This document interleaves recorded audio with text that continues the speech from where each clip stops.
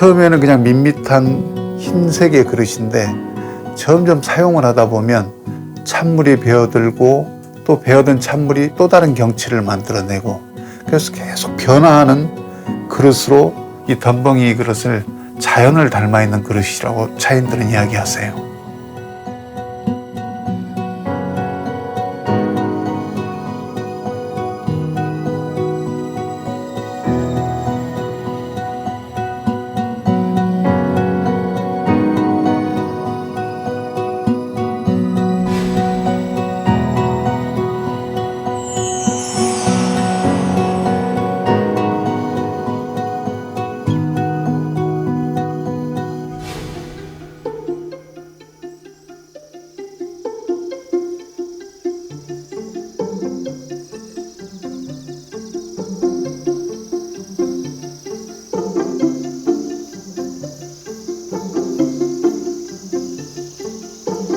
보성군은 산, 바다, 호수가 어우러진 지역으로 연평균 기온 13.4도씨, 연평균 강우량 1400mm이며 토양은 맥반석 성분이 함유되어 차 생육 조건에 아주 적합합니다.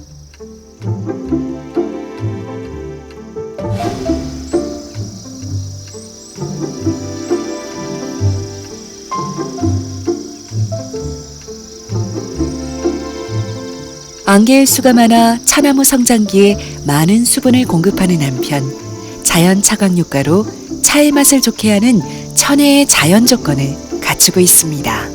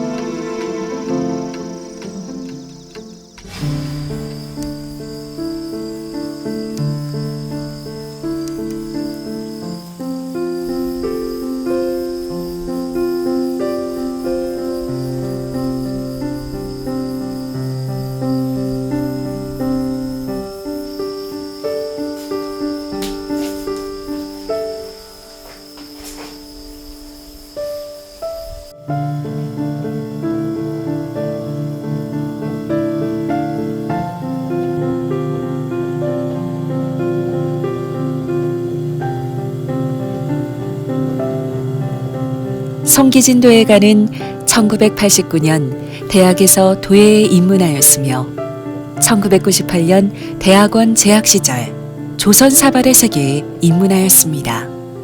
무형문화재 천안봉 선생님을 사사하였으며 무형문화재 조기정 선생님, 길성요 길성 선생님께 지도를 받았습니다. 국내와 해외에서 다수의 개인전과 초대전을 개최하였으며 대표적인 연구로 송기진의 일본 국보가 된 조선사발 재현연구, 세계적인 명품 차도구 보성 덤벙이 재현연구 등이 있습니다. 제가 이제 고향인 보성에서 이 도자기를 해봐야 되겠다 해서 하고 있는데 우리나라 도예계의 가장 큰 어른이신데 도천 천안봉 선생님께서 저에게 보성에 있는데 호조고빗길을 해야지 왜 자꾸 경상도 사발인 이도차왕을 하느냐라고 말씀을 하세요. 그래서 아니 이도차왕이 더 좋으니까 선생님이나 다른 많은 도예가들이 그걸 하시는 것 아닙니까? 도자기는 그런 게 아니다. 그 지역에 있으면 그 지역에서 제작이 되고 세계적으로 알려진 그릇을 계승하는 게 그 지역 도예가의 의무이고 꼭 해야 되는 일이다 라고 말씀을 해주죠. 가르침을 주신 거죠. 한반도에서 제작된 청자, 분청사기, 백자 등은 모두 중국에서 유입된 도자 제작 기술이었습니다. 그런데 중국에서조차 찾아볼 수 없는 우리 선조들께서 개발한 독창적 도자 제작 기법이 있었습니다. 조선왕조실록 기록을 보면 1466년에 백자기에 제작과 사용을 금한다라는 교시가 내려와요. 왕과 세자가 이렇게 같이 식사를 하는데 쓰는 그릇이 똑같은 거예요. 그래서 그릇을 관리하는 사홍원에 별자를 불러가지고 크게 나무랬다는 기록이 있어요. 그래서 그 다음부터는 세자가 쓰는 그릇은 왕가 쓰는 백자하고 다릅니다. 백자의 태토를 더 저질로 만들고 위약을 청빛이 나는 청백자를 만들어내요. 신하들은 더 하급으로 쓰고. 흰 백자 그릇에 음식을 담아 먹다가 분청사기나 옹기에 이제 밥 담아 먹게 생긴 거예요. 그러니까 백자는 아닌데 백자 같은 그릇은 없어? 그런 걸 좀 만들어 줘. 백자를 닮은 그릇을 시대가 필요로 했고, 그것 때문에 나온 도자기가 이 보성덤벙이란 도자기예요.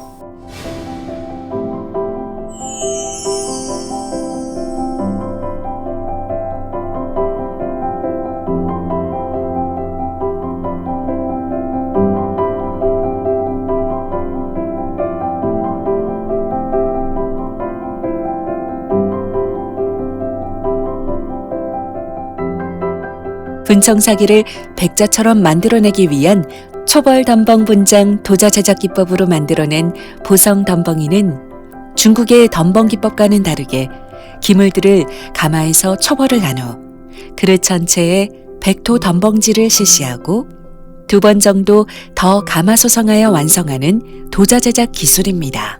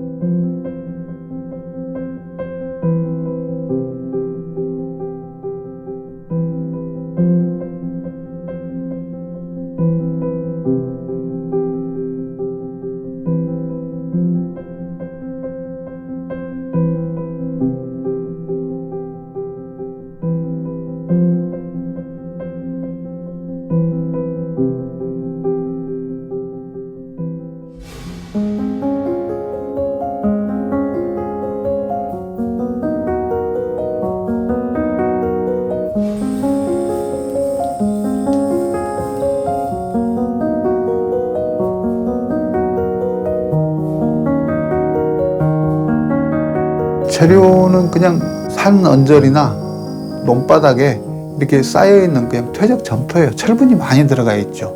근데 특히나 이제 우리 보성덤벙이는 다른 지역의 퇴적 점토하고는 좀 더 그 철분이 많이 들어가 있어요. 닭이로 만들어졌을 때 원적외선이 많이 방출이 돼요.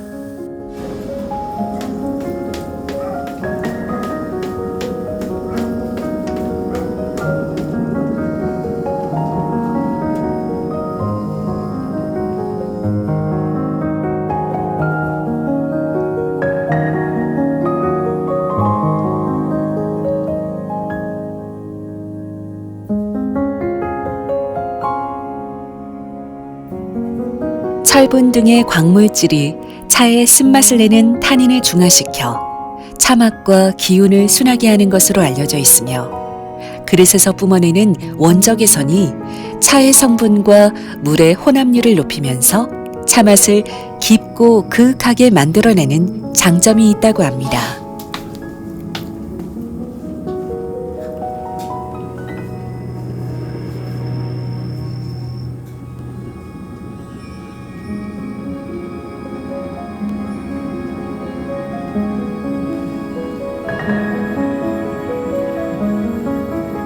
성형을 마치면 건조를 합니다.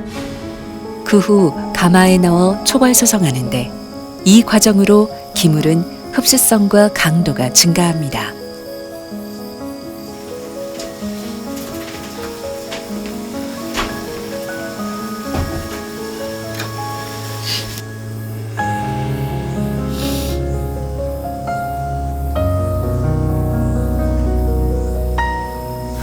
초벌 소성을 마친 기물은 덤벙질을 합니다.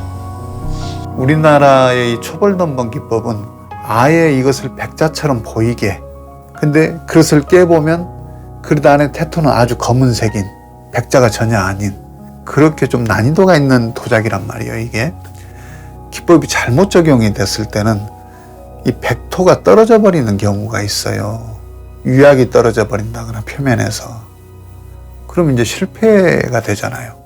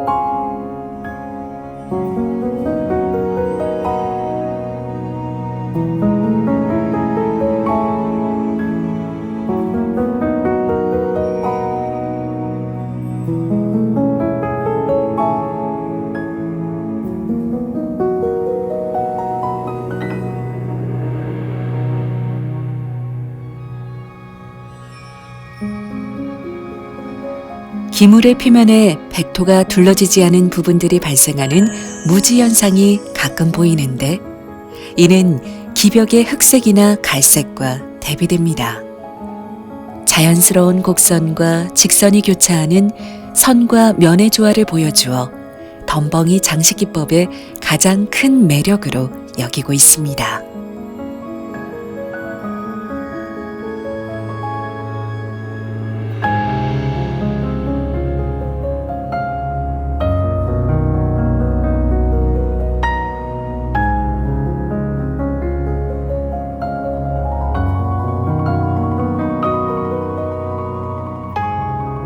이 조선사발의 가장 큰 생명력은 영원성이에요. 오늘 봐서 이 아름다움을 느끼는 감동이 1년, 10년, 100년, 수백 년이 지나도 더 아름답게 느껴지고 더 가치 있기가 느껴져야지.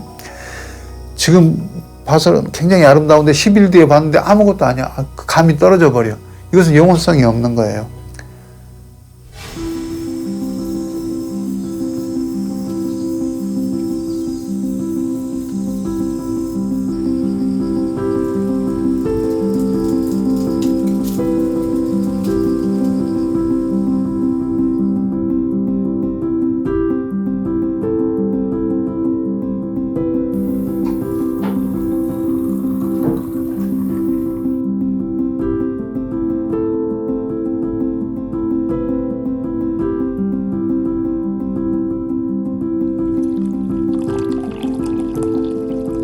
차인분들은 뭐라고 말씀하시냐면 이 덤벙이라는 도자기를 이걸 하나의 도자기로 대하는 게 아니고 새로운 친구를 한 명 사귀는 기분으로 접근을 합니다. 처음에는 좀 낯설지만 계속 이렇게 본인의 손에 의해서 사용되어지고 조심히 다루어지고 또 예쁘게 변해가고 아름다워지고 또 사람도 이 그릇에 적응하게 되고 시간이 지나서는 그릇과 사람이 서로 닮아가는 것이죠. 그래서 이것을 하나의 그릇으로 보는 게 아니고 인생을 함께 같이 걸어가는 친구의 대상으로 바라봅니다.